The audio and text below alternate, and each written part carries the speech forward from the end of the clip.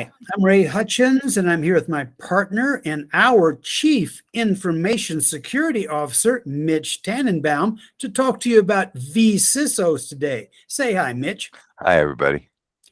Okay, if you're on this page, you have an opportunity here to provide us your contact information and get our white paper on how to hire and fire a vCISO.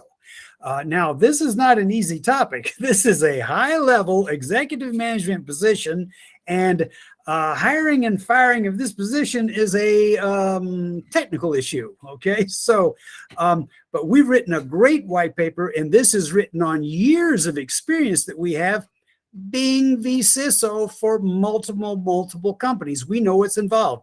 This white paper will cover benefits and services provided by a qualified vCISO. You've got a couple of options here. One is go hire your own or hire a company like us that provides you with vCISO. You've got to define vCISO requirements that you need. You've got to define requirements for managing effectively a vCISO.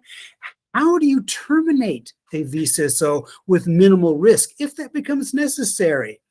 And then we explain why you think using our approach is better, which includes why using our vCISO team approach is better. Now I'll let you hear some words from our lead vCISO, Mitch Tanenbaum. Mitch? Thanks, Ray. So, as Ray said, there's really two choices that you have. One is to bring one in-house and have your own, and the other is to contract with a company like us.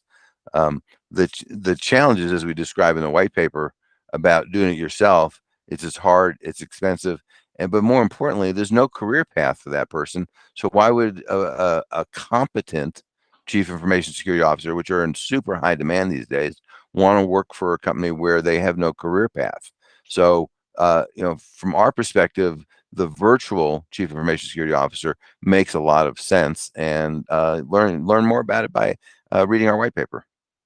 There you go, and contact us, and then hopefully we'll be able to talk and serve your needs. Thank you very much.